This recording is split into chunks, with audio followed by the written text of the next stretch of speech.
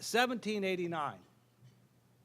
That was the year in which the greatest political document in the history of mankind was ratified by the states, the Constitution of the United States. And to give you a sense, in order to defeat the most powerful military on the face of the earth, England, in order to gain ratification of the most important political document in the history of mankind, the U.S. Constitution, the U.S. government only had 40% of debt to GDP. So we defeated the most powerful nation on earth. We achieved the enactment of the Constitution. And by the way, the reason I say that is because there were two deals done to achieve enactment of the Constitution. One most people know about, which is to agree that the capital would be in the District of Columbia, which was pretty central for the 13 colonies at the time. But the other deal that was done was that the federal government agreed to assume the debt of all the states. So that 40% of debt to GDP, or the economy, was not just federal debt, it was state debt. Today, federal debt alone, using honest accounting, is over 105% of GDP, and that doesn't count state debt. 1835, 1836, somebody who should be known by Floridians called Andrew Jackson, former governor of the territory of Florida, former president of the United States, was the only president in the history of the United States to cause this country to be debt-free. Yes, we were debt-free once in the history of the country, 1835, 1836 at the federal level. It will never happen again. And it doesn't need to happen again. And why do I say that? Because some level of debt is okay, just as an individual. If you borrow for something that's investment-oriented, if you borrow for something that has multiple-year purposes that will benefit you over many years, that's okay. If you borrow to defeat the most powerful, the Axis powers, if you borrow to build the interstate highway system, if you borrow to invest in research and development that could benefit several generations, that's okay, as long as the debt is not too much as a percentage of your income, GDP. But if you borrow for consumption rather than investment, or if you borrow too much, no matter what it's for, that's not. So we don't have to pay off the debt, but we need to be concerned with debt to GDP. By the way, we also don't have to balance the budget. And let me tell you why I say that. 49 of 50 states have balanced budget requirements. The only one that doesn't is Vermont, and they generally have a balanced budget. But the reason I'm not for a balanced budget amendment is because I know how government calculates a balanced budget. It's a bad joke. Very few states have balanced budgets because they balance on a cash basis, not an accrual basis, which means that they can accelerate revenues, they can defer expenses, they don't account for accrued pension and retiree health obligations. Some states are creative enough, and I say creative, clearly unethical. Some states are creative enough, and thank God I don't think it's Florida, are creative enough to actually borrow money and count the proceeds of the borrowing as revenues. Now that's real creative accounting. Other states don't make pension contributions, and they call it a spending cut, when in reality it is a deferred spending increase. And so I know how accounting works. Believe it or not, I'm in the Accounting Hall of Fame. You probably didn't know there was one. I didn't know until about a year after I got in it.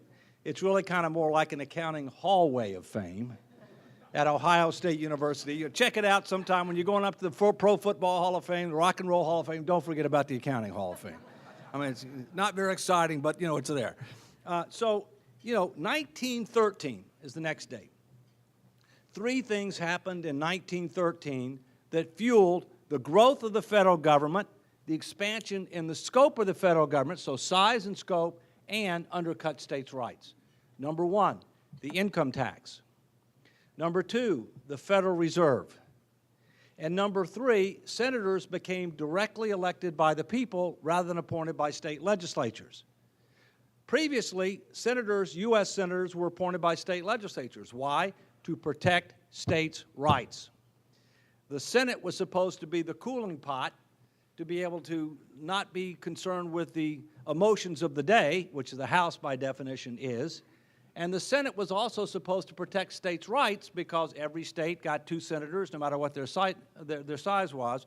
But since senators became directly elected by the people, then they could pander to people too. And they didn't need to worry about states' rights. And so as a result, in the last 100 years, the U.S. government, federal government, has gone from 2% of the economy to 23% of the economy. It is 11.5 times bigger than it was 100 years ago. It's projected to go to 35% plus of the economy by 2040, absent a change in course. The federal government 100 years ago controlled 97% of its spending. The only thing that it didn't control was interest on the debt. While it could control the amount of debt, the difference between taxes and spending, it controlled that through fiscal policy. It couldn't control interest rates because we hadn't created the Federal Reserve yet. And so therefore it couldn't artificially manipulate interest rates to hold them down. The U.S. dollar was not a global reserve currency. And so we have a situation where 97% of spending was controlled in 1913. Last year, only 36% of spending was controlled, and it's going down every year. And in addition, we're spending more and more on consumption, more and more on seniors, less and less on investment, and less on young people. That is not a prescription for prosperity.